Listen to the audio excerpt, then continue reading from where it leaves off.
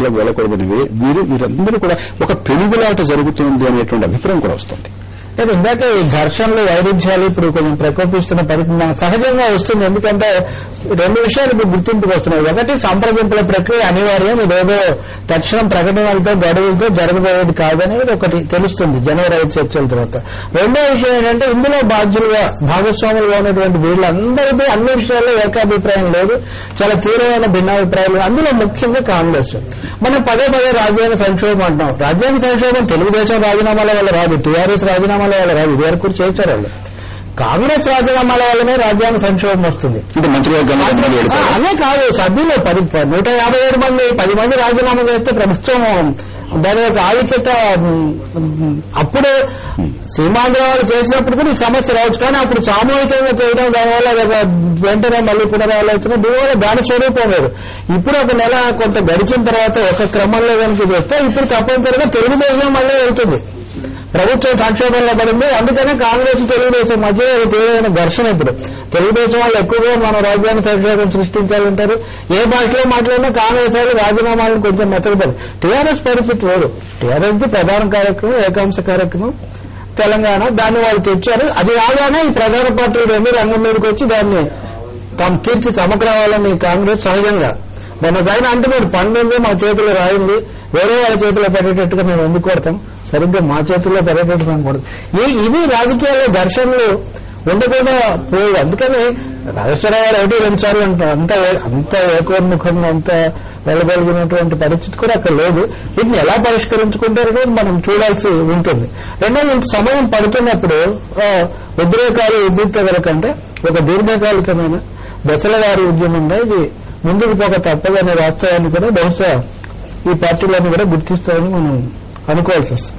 రాజేశ్వర గారు, రాజ్యాంగ సంక్షోభం ద్వారా రాజ్యాంగ సంక్షోభం నుంచే తెలంగాణ వస్తుంది అనేటువంటి ఒక బలమైనటువంటి వాదన ఉంది. వీరందరి చేత రాజీనామా చేయాలి. ఇవాళ కాబట్టి 18 తారీఖు, 18 కాబట్టి 29 కాబట్టి మరొకటి. మళ్ళీ వీరందరూ కలిసి మేము మాట్లాడుకున్నాం, మాకు ఇంకా సమయం కావాలంటే బహుశా అప్పుడు కూడా సమయం ఇచ్చేటువంటి అవకాశం ఉండి ఉండొచ్చు. కానీ ఎప్పటికైనా కూడా ఒక రాజకీయ సంక్షోభం ద్వారా మాత్రమే తెలంగాణ అందులోంచి పుట్టుకొచ్చే అవకాశం ఉందనేటువంటి ఒక బలమైనటువంటి వాదన వినపడుతుంది జేఏసీలో. చాలా వాస్తవమైనటువంటి వాదన. ప్రజాస్వామ్యంలో మనమంతా ప్రోత్సహించవలసిన వాదన. వాళ్ళు కొట్టుకోవడం కానీ, సినిమాల కాడ కానీ, మిగతా విషయాలను కానీ, ఇందాక మీరు చెప్పినట్లు ఇందులో నుంచి ఏదో రాజకీయ లబ్ధి పొందుదామనే తాత్కాలిక రాజకీయ లబ్ధి లేకుండా ఇందులో ఏ రాజకీయాలే లేకుండా జరుగుతుందా? రాజకీయ లబ్ధి అనేది దాని కొరకు రాజకీయాలలో తాత్కాలిక లబ్ధి కొరకు ఐక్యం కావాల్సిన అక్కర్లేదు. ఎవరి వేదిక మీద వారు ప్రచారం చేసుకోవచ్చు, ఖండించుకోవచ్చు, చర్చించుకోవచ్చు. కానీ ఒక తక్షణ కార్యక్రమాన్ని పెట్టుకుని, తక్షణం అంటే దీర్ఘకాలం కాదు, 10 ఏళ్ల కార్యక్రమం కాదు, 6 నెలలో 3 నెలలో మీరుంటే మహా అయితే సంవత్సరంలోనూ తెలంగాణ రాష్ట్రాన్ని వేరే సాధించుకోవాలనే లక్ష్యం అందరికీ ఉంది. ఆ ప్రయత్నం రాజ్యాంగ సంక్షోభం సృష్టించగలిగే శక్తి కూడా ఉంది.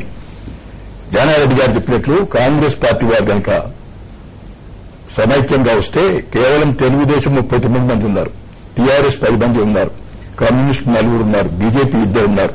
వీళ్లంతా గెలిస్తే కూడా రాజీనామాలు స్పీకర్తో ఒప్పించిన తర్వాత కూడా ఒక రకమైన సంక్షోభం వస్తుంది పాక్షికంగా. కానీ నిజమైన సంక్షోభం ఈ 50 మంది కలిసి వస్తుంది, కాంగ్రెస్ వాళ్ళు వస్తేనే వస్తుంది. ఆ దృష్టి మనకు రాజ్యాంగం తెలిసిన వాళ్ళకి ఉండాలి. అప్పుడు కేంద్ర ప్రభుత్వం ఏమీ చేయలేదు. ఏం చేస్తుంది? ప్రెసిడెంట్ రూల్ పెడుతుంది, సస్పెండ్ చేస్తుంది అసెంబ్లీని, లేకపోతే రద్దే చేస్తుంది, ఉప ఎన్నికలు పెడతారు, మళ్లీ మొత్తం జనరల్ ఎలక్షన్లు పెడతారు. అప్పటికి మేము పోరాడతాం, మేము నిలబడం, మేము పోటీ చేయం, చేసినా గెలుస్తాం, మళ్లీ ఇదే సంక్షోభం సృష్టిస్తాం. ఈ మాత్రం తెలిసిన వాళ్ళం, ప్రజాస్వామ్యం పైన విశ్వాసం ఉన్న వాళ్ళం, ఆత్మవిశ్వాసంతో పోరాడాల్సిన అవసరం ఉంది, అవకాశం ఉంది, సాధ్యపడుతుంది కూడా. ఎంత కేంద్ర ప్రభుత్వం అయినప్పటికీ, ఎన్ని అధికారాలు కేంద్రంలో ఉన్నప్పటికీ రాజ్యాంగాన్ని ధిక్కరించే శక్తి వాళ్ళకు లేదు. కాబట్టి అనివార్య పరిస్థితులు సృష్టించగలిగేటువంటి మార్గం, శాంతియుతంగా చేసే మార్గం రాజ్యాంగ సంక్షోభాన్ని సృష్టించడమే.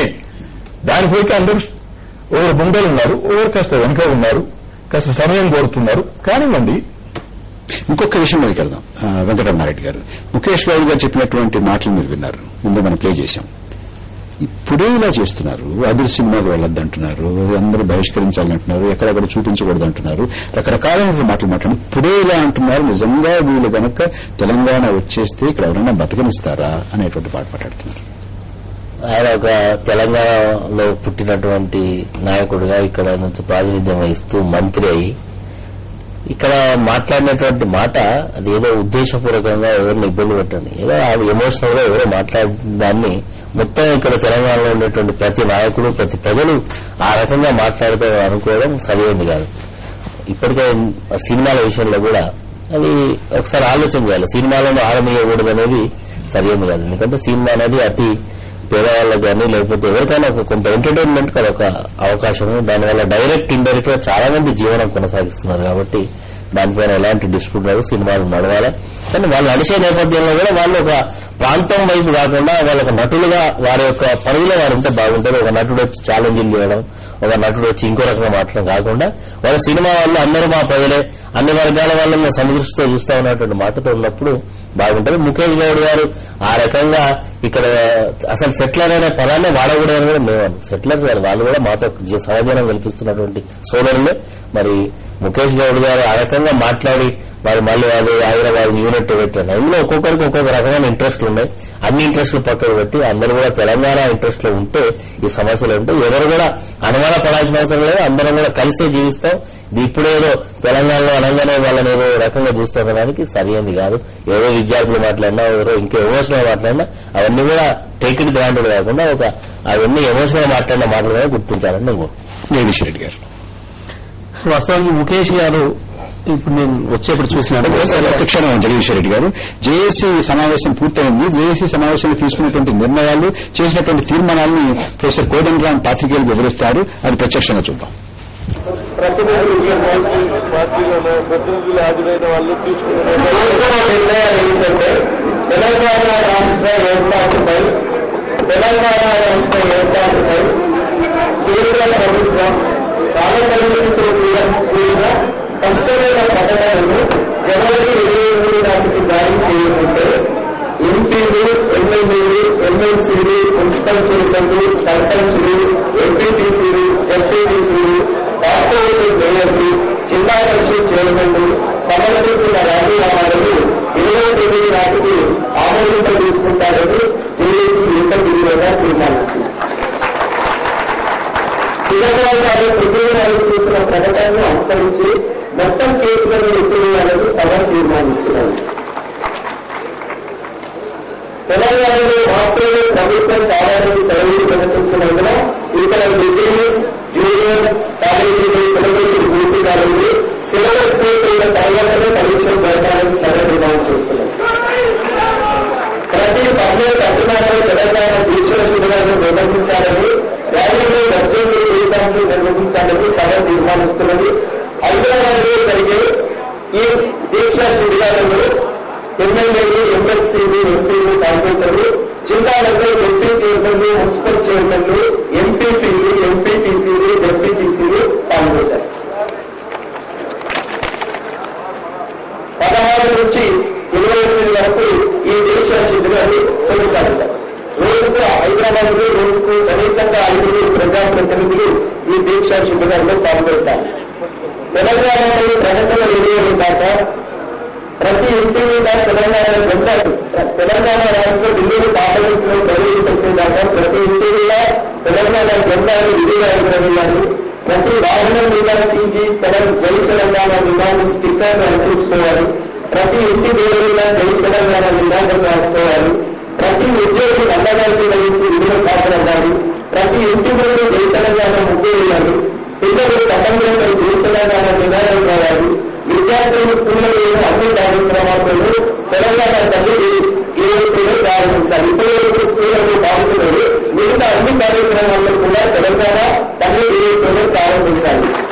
అది గ్రామ సభ, వార్డు సభ తెలంగాణ ఏర్పాటు చేయాలని తీర్మానం చేసి ప్రధానమంత్రికి పంపారు. ఇది ఇప్పటికీ నిర్ణయించిన కార్యక్రమాలు. రేపు జేఏసీ స్టీరింగ్ కమిటీ సమావేశం జరుగుతుంది. ఆ స్టీరింగ్ కమిటీ సమావేశంలో మిగతా నిర్ణయాలన్నింటినీ తీసుకుని అందించడం జరుగుతుంది. పార్టీ ప్రతినిధులు, ప్రజా సంఘాల ప్రతినిధులతో కూడినటువంటి ఒక స్టీరింగ్ కమిటీ ఉంటుంది. ఆ స్టీరింగ్ కమిటీ నిర్ణయాలు తీసుకుని రేపు స్టీరింగ్ కమిటీ సమావేశం జరిగిన తర్వాత ఇంకా దీనికి సంబంధించిన డీటెయిల్ ప్రోగ్రామ్ సంబంధించిన కూడా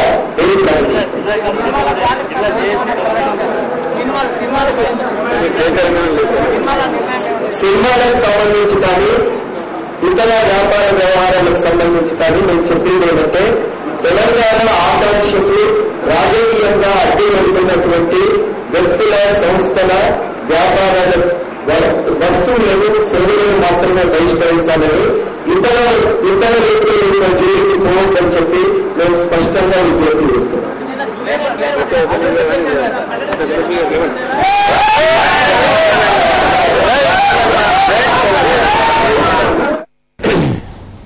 రాజేశ్వర గారు, చాలా స్పష్టమైనటువంటి తీర్మానాలు. డెడ్ లైన్ కేంద్ర ప్రభుత్వానికి 28వ తారీఖు లోపు ఒక స్పష్టమైనటువంటి కాల పరిమితితో కూడినటువంటి కార్యాచరణ ప్రణాళిక ప్రకటించాలి. అప్పటి వరకు ప్రకటించకపోతే మొత్తం రాజీనామాలను చేస్తే మీరన్నట్టుగా రాజ్యాంగ సంక్షోభాన్ని సృష్టించే దిశగా ఒక నిర్ణయం తీసుకున్నారు. అంతకు ముందు చేసేటటువంటి కార్యక్రమాలు కూడా పాట గాని, ఆట గాని, ముగ్గు గాని, జెండా గాని, నల్ల బాధ్యులు ధరించి విధులకు హాజరు కావడం గాని, పాటలు పాడడం గాని, తెలంగాణ ఏర్పాటుకి వ్యతిరేకించేటటువంటి వ్యక్తుల యొక్క వారు విక్రయించేటువంటి వస్తువుల్ని, సేవల్ని బహిష్కరించడం గాని, ఇవన్నీ చాలా చాలా విస్తృతమైనటువంటి కార్యాచరణ ప్రణాళికని ఇవాళ జేఏసీ తయారు చేసింది. స్వాగతించవలసినటువంటి విషయాలండి. సంయుక్తంగా ఐక్య కార్యాచరణ అంటే ఆ విధంగానే ఉండాలి. మీరు అవన్నీ చెప్పకపోతే ఎవరో ఏదో చేసి కూర్చున్న తర్వాత, ఒక ఘటన జరిగిపోయిన తర్వాత సమాధానం చెప్పుకోవడం, మళ్ళీ అందరు కలవడం చేయడం కష్టంగా ఉంటుంది. చాలా క్షుణ్ణంగా ఆలోచించి సంబంధిత సమస్యలన్నింటినీ కూడా ఊహించి ఒక పరిష్కారాన్ని కనుక్కున్నారు, ఒక అభిప్రాయం చెప్పారు, మార్గదర్శక సూత్రాలు ఇచ్చారు. వారిని అభినందిస్తూ ఉన్నాను. తప్పనిసరిగా అన్ని రాజకీయ పార్టీలు, సంబంధించిన పార్టీలు ఇందాక నేను చెప్పినట్లుగా తాత్కాలికమైన నీకంటే ముందు నేను, నాకంటే ముందు నువ్వు, నా శత్రువు పని నేను పని సాధించుకుంటాను అనేలాంటి క్షుద్రమైన భావాలు కొన్ని ఉంటాయి. ఇదే సంధి అని చెప్పి, అవకాశం అని చెప్పి సంఘ వ్యతిరేక శక్తులు కూడా తమ యొక్క ప్రతాపాన్ని చూపిస్తాయి. వాటికి ఆస్కారం లేకుండా అన్ని పార్టీలకు సంబంధించిన వాళ్లు సమైక్యంగా వ్యవహరిస్తే కేంద్రం 25 వరకు కనుక ఒక నిర్ణయానికి రాకపోతే 29 నుంచి రాజీనామాలు ఖచ్చితంగా ఆమోదించడం, ఒత్తిడి పెట్టడం, ఆ తర్వాత ఏది జరిగినా సంక్షోభం వస్తుంది, రాజ్యాంగ సంక్షోభం, దాన్ని కూడా ఎదుర్కోవడం, పరిపాలన మాత్రం కొనసాగనివ్వండి. రాజేశ్వర గారు, ఇవన్నీ ఈ నిర్ణయాలు, ఈ మాటలు ఇవన్నీ కూడా 5వ తారీఖున ఈ 8 పార్టీలు వెళ్లి అఖిలపక్ష సమావేశంలో పాల్గొని కేంద్ర ప్రభుత్వానికి ఇచ్చినటువంటి మాటకి వ్యతిరేకం కాదా? ముందు శాంతి స్థాపిస్తాము, అదంతా అయిన తర్వాత అందరూ కూడా శాంతించిన తర్వాత అక్కడ శాంతి భద్రతలకు ఏ రకమైనటువంటి ముప్పు లేకుండా ప్రశాంత వాతావరణం ఏర్పడిన తర్వాత మాత్రమే మళ్లీ మనం ముందుకెడదామనేటువంటి మాట అన్నారు కదా. ఆ మాట సంతకాలు పెట్టొచ్చారు కదా, ఇది దానికి వ్యతిరేకం కాదా? కానీ అసలు శాంతి అంటే ఇప్పుడు ఇవన్నీ అశాంతికి సంబంధించినవి కావు.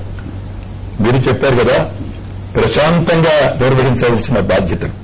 అయితే కొంతమంది తొందరపాటుతంలో విద్యార్థులు, యువకులు తెలిసి తెలవకడం కొంతమంది పొరపాటు చేస్తారు. కాబట్టి అలాంటి అవకాశం రాకుండా